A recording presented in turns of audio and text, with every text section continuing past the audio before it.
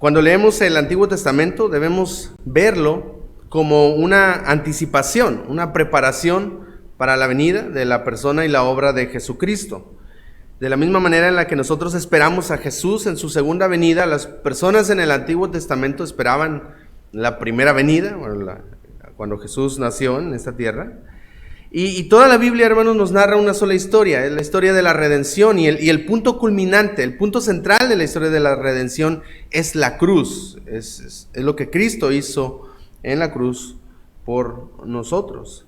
Y hermanos, estamos días donde se celebra la Semana Santa, y quizás no lo sentimos por la situación que estamos enfrentando, la cuarentena y todo lo que hemos estado viviendo, pero queremos tomar estos días para enfocarnos en tres aspectos de la obra de Cristo, en su vida, su muerte y su resurrección, y lo vamos a ver a través de estos días, el día de hoy su vida, el día de mañana su muerte, y el domingo de resurrección vamos a estar tomando este tema.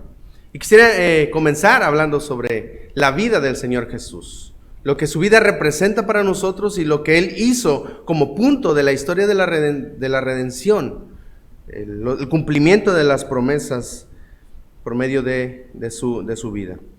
Quisiera comenzar con una ilustración. Imagínense que ustedes están en su casa estos días de cuarentena, en este tiempo de cuarentena, y descubre que hay varios detalles, cosas que necesitan ser reparadas en su casa. Imagínense que hay algún problema en la plomería, en la electricidad y algunas paredes que están un poco dañadas. Ahora supongamos que usted no sabe hacer estas cosas. Sé que algunos sí podrían hacerlo, tienen las habilidades, pero imagínense que usted no sabe hacer nada de estos oficios. No es un plomero, no es un electricista, ni tampoco es un albañil para reparar las paredes. Ahora, pero su esposa le dice, ¿verdad?, que hay que reparar esas cosas, como normalmente las esposas dicen. Ahora, usted decide con todo el amor del mundo y con toda la buena intención a meterle mano a la casa. Entonces comienza a hacer las reparaciones, la electricidad, ahí en la plomería, porque hay una fuga, y en unas paredes que están algo dañadas. Pero al final, imagínense que en vez de ayudarlo, empeoró más, ¿verdad? El lavabo tiene más fugas, la electricidad, que es las cosas que usted hizo, han causado unos cortocircuitos en casa. Y la pared quedó toda parchada, ¿verdad?, con una plasta de cemento y pintura. Ahora, fue buena la intención, quizás no teníamos la habilidad para hacerlo. Y su esposa lo mira con amor y piensa, ojalá que acabe esta cuarentena, ¿no?, para que ya venga un plomero de verdad, un electricista de verdad y un albañil de verdad. Hermanos, con esto quiero ilustrar algo que vamos a ver sobre la vida del Señor Jesús. El Antiguo Testamento es una anticipación, nos prepara nuestro corazón para anhelar que llegue la figura verdadera de todas las promesas dadas en el Antiguo Testamento.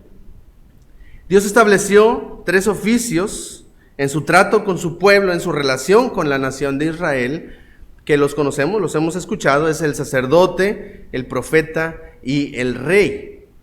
El sacerdote era el representante del pueblo delante de Dios, intercedía por el pueblo ante Dios, era el que realizaba los sacrificios, es el que hacía todos los rituales dentro del tabernáculo y mantenía el favor del pueblo para con Dios. El profeta era el vocero de Dios para con el pueblo, en un sentido, en una dirección opuesta. Él escuchaba la voz de Dios y daba a conocer al pueblo las palabras de Dios, anunciaba al pueblo y llamaba al pueblo al arrepentimiento cuando desobedecían la palabra de Dios. Y el rey, el tercer oficio, representaba la autoridad de Dios ante el pueblo. El rey era una muestra humana de la autoridad divina, era un representante de la autoridad de Dios en el pueblo. Sin embargo, y los vemos a través de la historia del Antiguo Testamento, pero estos oficios, hermanos, no fueron deficientes. Como en la ilustración del hombre que intenta hacer las reparaciones de su casa, ¿verdad? Muchas veces no somos eficientes porque no es nuestra función, ¿verdad? O en nuestro caso, no tenemos las habilidades para hacerlo. Pero en el Antiguo Testamento estos oficios no se ejercieron, ¿verdad?, de manera eficaz. Por ejemplo, los sacerdotes morían y tenían que ser reemplazados. Incluso los sacrificios que ofrecían tenían que repetirse diariamente, y primero el sacerdote tenía que ofrecer los sacrificios por sus propios pecados, y eso era continuamente, porque no quitaban el pecado para siempre. Y los sacerdotes morían y tenían que ser reemplazados por otro y reemplazados por otro. Los profetas, por ejemplo, a pesar de ser enviados por Dios, el pueblo de Dios no quería escuchar la voz de Dios. Insistían en desobedecer y desatender la palabra de Dios. No querían escuchar a Dios. Y en los reyes, en la función de los reyes, cada rey que reinó fue deficiente. Aún los mejores reyes como David, que cayó en pecado, o el rey más sabio, Salomón, que cayó en idolatría. Aún los mejores reyes fracasaron en áreas importantes, y muchos de los reyes fueron hombres malvados y perversos. Hermanos, todos estos fracasos hicieron que el pueblo de Israel anhelara un sacerdote perfecto, un profeta perfecto y un rey perfecto. Por eso el Antiguo Testamento es una anticipación para la obra de Cristo, y todo apuntaba a Cristo, y todo estaba preparando el camino y los corazones para que la gente dijera: queremos a alguien que pueda cumplir estas funciones de una manera perfecta. El Mesías, el sacerdote, el profeta y el rey perfecto se iban a revelar en la persona y la obra de Jesucristo, en su vida y en su muerte, incluso en su nacimiento. Encontramos que los magos del oriente trajeron unos regalos, y los conocemos: es oro, incienso y mirra. Y es muy interesante porque es quizá una referencia clara a los oficios del Señor Jesús. El oro era un material que representaba la realeza, representaba a los reyes. El incienso era utilizado en el tabernáculo por los sacerdotes para realizar las ceremonias en relación con el Señor. Y la mirra muchas veces se relaciona con los profetas. Hermanos, la vida y ministerio del Señor Jesús es el cumplimiento perfecto, esperado y anhelado de estas tres funciones, del sacerdote, el profeta y el rey que vendría. En primer lugar, vamos a ver y vamos a explicar estas tres áreas. En primer lugar, el sacerdote perfecto. ¿Cómo es que Jesús es el sacerdote perfecto y cómo es que esto impacta y debe impactar nuestras propias vidas?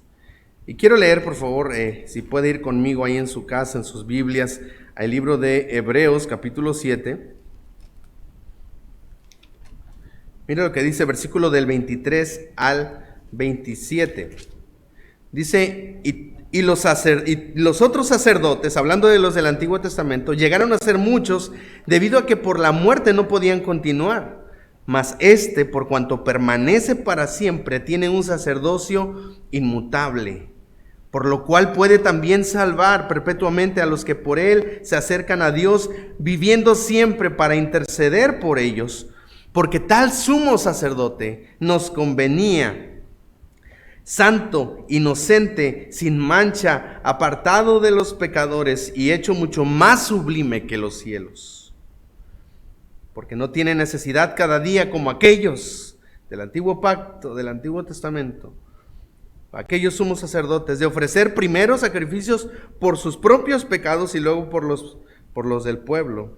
Porque esto lo hizo, dice, una vez y para siempre, ofreciéndose a sí mismo.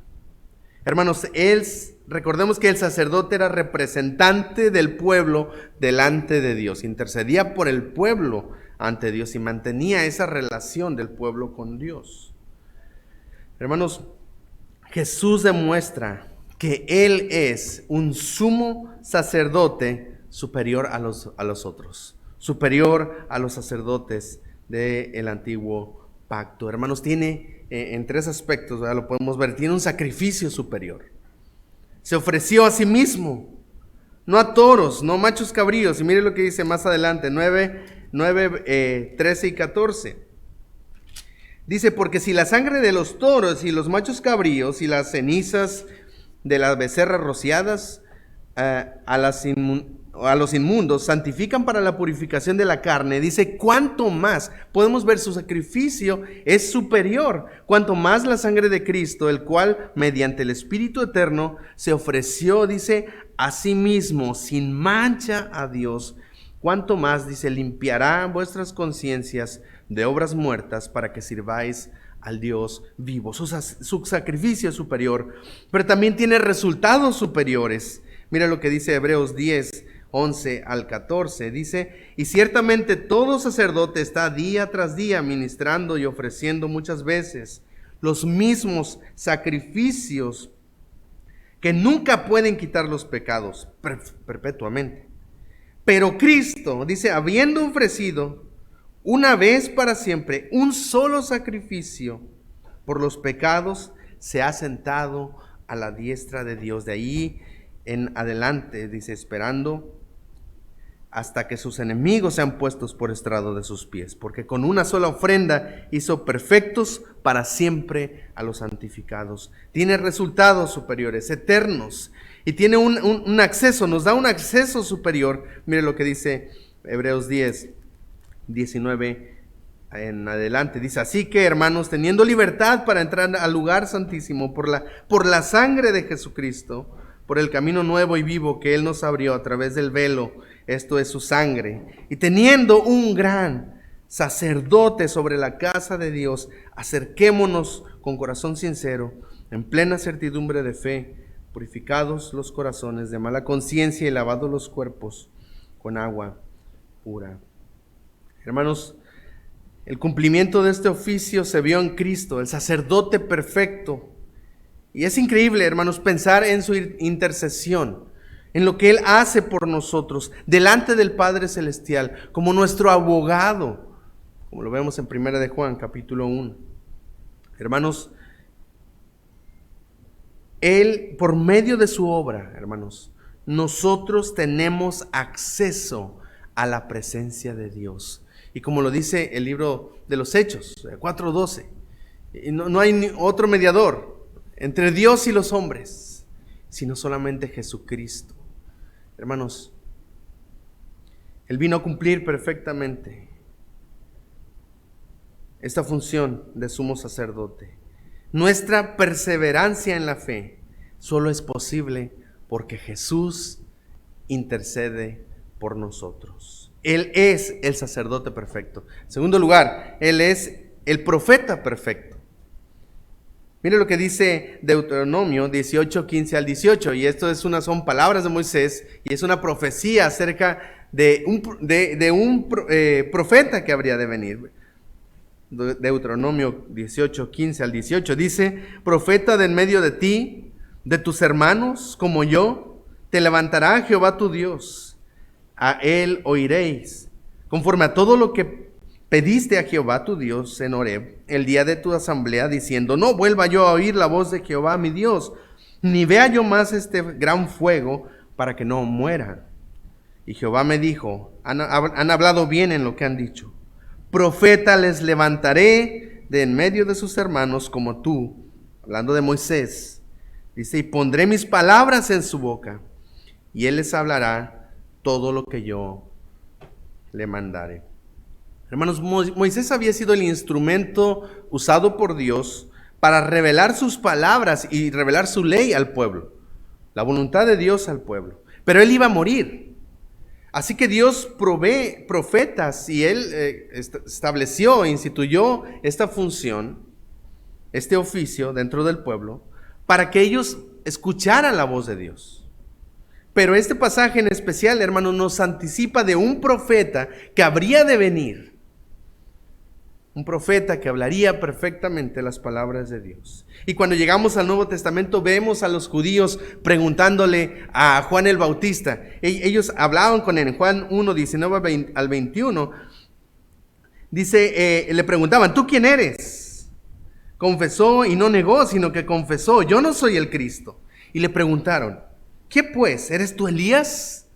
Dijo, no, no soy. ¿Eres tú el profeta que habría de venir?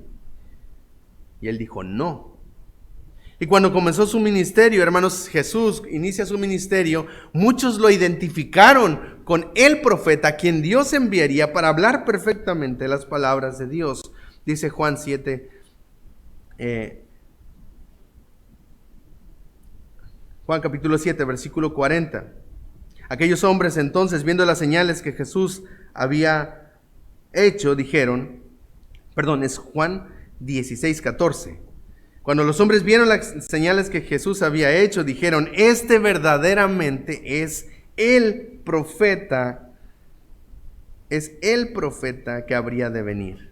Ahora sí, Juan 7:40 dice, entonces algunos de la multitud, oyendo estas palabras, decían, verdaderamente este es el profeta, porque les hablaba con autoridad, les hablaba con poder. Y al igual que Deuteronomio, versículo 18, el capítulo 18 que leíamos, se da la indicación de prestar atención a las palabras de Jesús. Recuerdan el monte de la transfiguración, cuando está siendo transformado, dice ahí Mateo 17:5, que mientras él aún hablaba, una nube de luz cubrió, y aquí una voz desde la nube que decía, este es mi Hijo amado, en quien tengo complacencia, a él oíd. Como Deuteronomio que decía, profetas levantaré entre vosotros, a él oíd. Porque él está hablando las palabras de Dios. Cristo, hermanos, es presentado en el Nuevo Testamento como el profeta que trae la palabra de Dios, como lo hizo Moisés. Pero también es superior a Moisés, porque él no solamente trae las palabras, él no solo trae la palabra de Dios, sino que él mismo es la palabra de Dios encarnada, y aquel verbo que se hizo carne y habitó entre nosotros. Hermanos, Cristo es el profeta perfecto. Cristo es la palabra de Dios. La palabra de Dios que tú necesitas, que yo necesito, está en Cristo, en lo que Él es para nosotros, y su función de anunciar la palabra y la voluntad de Dios. Y en tercer lugar, hermanos, en su vida y ministerio, Cristo es el Rey perfecto. Dios usó jueces para dirigir y dar, para gobernar a su pueblo. Dios, recuerdan, usó libertadores en la nación de Israel, en el libro de los jueces. Y ellos pidieron rey y él les dio un rey para que entendieran que Dios quería ser su Dios. Dios era el que reinaba, el que gobernaba. Pero Dios les dio a un rey conforme a su corazón. Después de Saúl, Él les dio a David. Y cuando hizo un pacto con David al inicio de su reinado, 2 de Samuel 7:16 dice así, y será afirmada tu casa y tu reino para siempre delante de tu trono, delante de tu rostro, y tu trono será estable eternamente. Dios hace un pacto con David, con el primer rey de Israel, rey que Dios estableció, y le dijo, será estable tu trono para siempre. Pero cuando vemos lo que sucedió, nos damos cuenta que aún el mismo hombre, conforme al corazón de Dios, cayó en pecado. Aún su hijo, el hombre más sabio, cayó en idolatría por causa de las mujeres extranjeras con las que se había casado. De allá en adelante vemos una degradación de los reyes que tomaron el trono después de David. Y nos quedamos con la pregunta, ¿y la promesa de Dios? ¿Qué pasa con lo que Dios prometió a David? Al final de su vida, David escribe sus palabras y hace una profecía en el libro de 2 de Samuel, capítulo 23. 2 de Samuel 23. Versículos 2 al 5. Voy a leerlo, dice así, 23 del 2 al 5. Dice, el Espíritu de Jehová ha hablado por mí, su palabra ha estado en mi lengua.